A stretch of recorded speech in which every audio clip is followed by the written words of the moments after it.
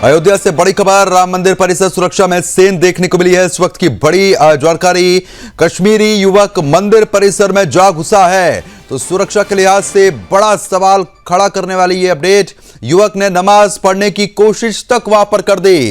रोके जाने पर अहमद शेख ने नारेबाजी शुरू कर दी थी। तो बड़ी खबर अयोध्या से आपको बता रहे हैं, राम मंदिर परिसर सुरक्षा में सेंधमारी देखने को मिली है। जानकारी यह मिली है कि एक कश्मीरी युवक मंदिर परिसर में अंदर जा घुसा और उसके बाद उसने वहां पर नमाज पढ़ने की कोशिश भी की।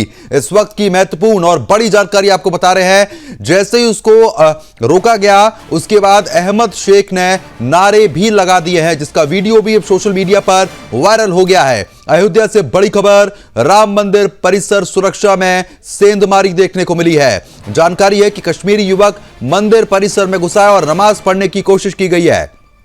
बड़ा सवाल यह है कि मंदिर के आसपास सुरक्षा के लिहाज से कड़े बंदोबस्त देखने को मिलते हैं, तो आखिरकार ये चूक कैसे हुई है, ये अपने आप में बड़े सवाल खड़े यहां पर करती है। तो बता रहे हैं कि राम मंदिर परिसर सुरक्षा में सेंधमारी की एक घटना सामने आई है। सुरक्षा बलों ने युवक को तुरंत हिरासत में ले लिया और उसके बाद पूछताछ शुरू कर दी गई है। तो आपको बता रहे हैं कि जिहादी युवक से पुलिस की पूछताछ जारी है।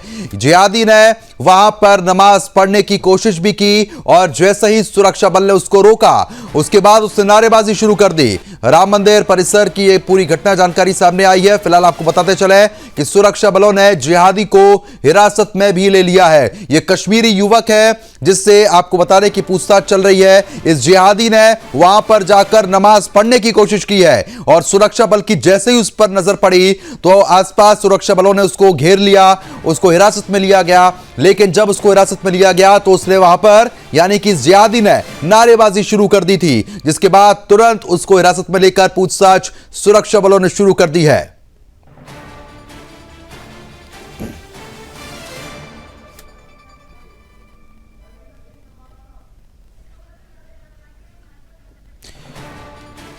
इस खबर पर अपडेट के साथ अयोध्या से धर्मेंद्र सिंह हमारे साथ जुड़ चुके हैं अपडेट देने के लिए। धर्मेंद्र, जिस तरीके से कश्मीरी जिहादी युवक के बारे में जानकारी मिली है जो मंदिर में घुसा है और उसके बाद वहां पर नमाज पढ़ने की कोशिश की गई है, क्या कुछ पूरा घटनाक्रम विस्तार से बताएं।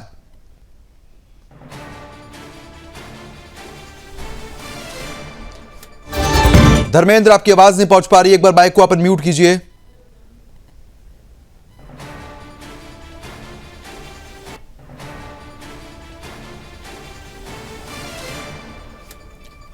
धर्मेंद्र, मेरी आवाज पहुंच पा रही है? ठीक है, संपर्क नहीं हो पा रहा है, दोबारा संपर्क साधने का प्रयास किया जाएगा। तो फिलहाल आपको बता रहे हैं कि कश्मीरी जिहादी युवक ने मंदिर में अंदर घुसने की कोशिश की, उसके बाद नमाज पढ़ने तक की वहां पर कोशिश कर दी गई है। इससे साफ तौर पर आप समझ सकते हैं कि भारी सुरक्षा बल होने के बावजूद भी ये जिहादी जब मंदिर परिसर में घुस गया तो ऐसे में सुरक्षा को लेकर भी सवाल खड़े होते हैं। फिलहाल इस जिहादी से पुलिस लगातार पूछताछ कर रही है। सीता रसोई के पास नमाज की कोशिश की गई थी, ये अपडेट मिली है। धर्मेंद्र एक बार फिर हमारे साथ जुड़ चुके हैं। धर्मेंद्र, जिस तरीके से मामला सामने आया बेहद संवेदनशील है, क्या अधिक अपडेट आपके पास इस पूरे मामले को लेकर?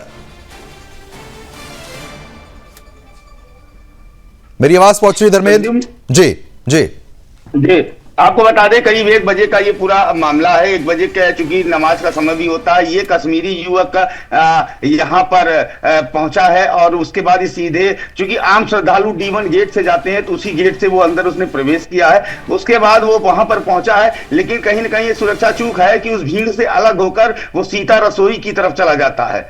और ये सोपिया का रहने वाला है शेख अहमद। इसके एक साथी को और गिरफ्तार करने की बात सामने आ रही है। ये कम्बल बेचने वाले लोग कश्मीरी युवक हैं जो अयोध्या में शरण लिए हुए थे और ये सीता रसोई के पास जब ये नमाज पढ़ने बैठता है उसी समय सुरक्षा कर्मियों की नजर पड़ती है। सुरक्षा कर्मी दौड़कर इसको पकड़ लेते हैं, लेकिन उसके बाद ये जिहादी देश विरोधी और ऐसे नारे लगाता है। उसके बाद वहां पर आपको बता दें श्रद्धालु बहुत नाराज थे। कुछ श्रद्धालु जब वहां से निकलने लगे, जिसके बाद मामला पूरा लोगों के सामने आया, वो नारे लगा रहे थे पुलिस और प्रशासन मुर्दाबाद के, इसलिए लगा रहे थे कि क्योंकि एक आदमी एक जिहादी अंदर घुस जाता है और नमाज भी पढ़ने लगता है, ऐसे में सुरक्षा की बड़ी चूक है।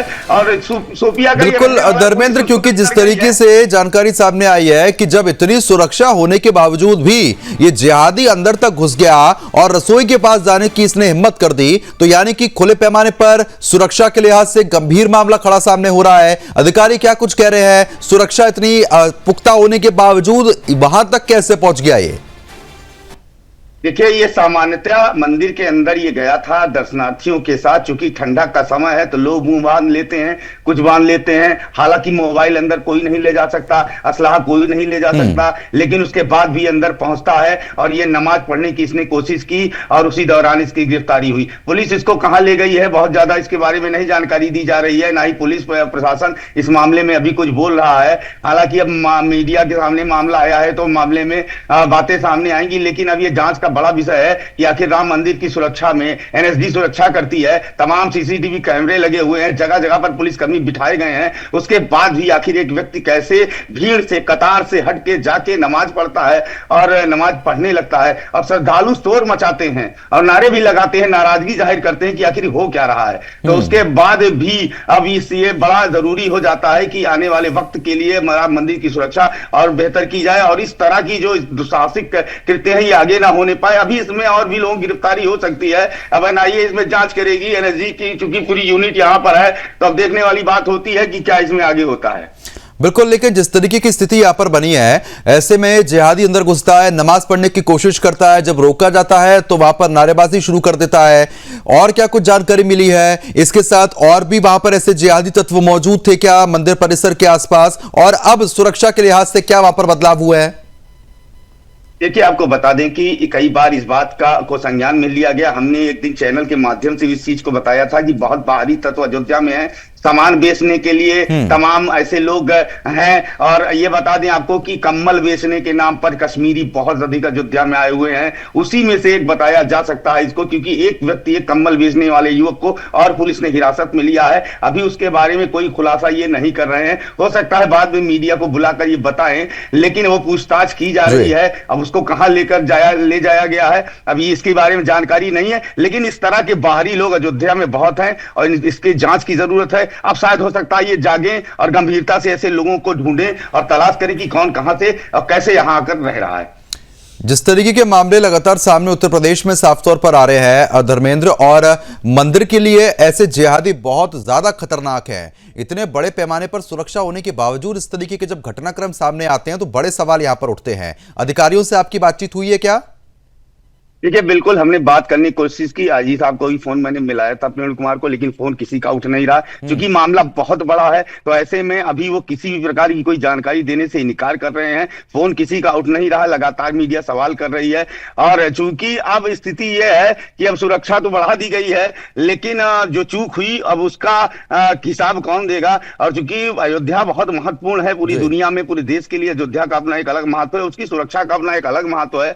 तमाम आतंकी घटनाएं अयोध्या फैजाबाद में हुई भी हैं, ऐसे में इन लोगों को सबक लेना चाहिए। और चूंकि अब सुरक्षा का ये कैसा इंतजाम था, कैसे वो व्यक्ति वहां तक पहुंच गया, ये सोचने वाली बात है और ये बड़ा ही दुर्भाग्यपूर्ण भी है। और यहां आपको बता दें कि अब देखने वाली बात क्या होगी कि इसमें कितनी गिरफ्तारियां होती हैं और किस तरह की कार्रवाई और इससे पूछताछ में क्या निकल कर आता है।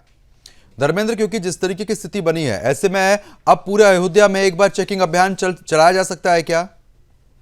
बिल्कुल चलाया जाएगा, बिल्कुल अब पूछताछ होगी। जो भी बाहरी लोग यहाँ पर सामान बेच रहे हैं, दुकान लगाकर बैठे हैं, फुटपाथ पर बैठे हैं, उनसे पूछताछ की जाएगी। और ये चीजें पहले भी की जानी चाहिए थी, क्योंकि अब स्नान भी आ रहे हैं, भीड़ भी बढ़ेगी अयोध्या में, तो ऐसे लिहाज से सुरक्षा के इंतजाम होने बहुत जरूरी है।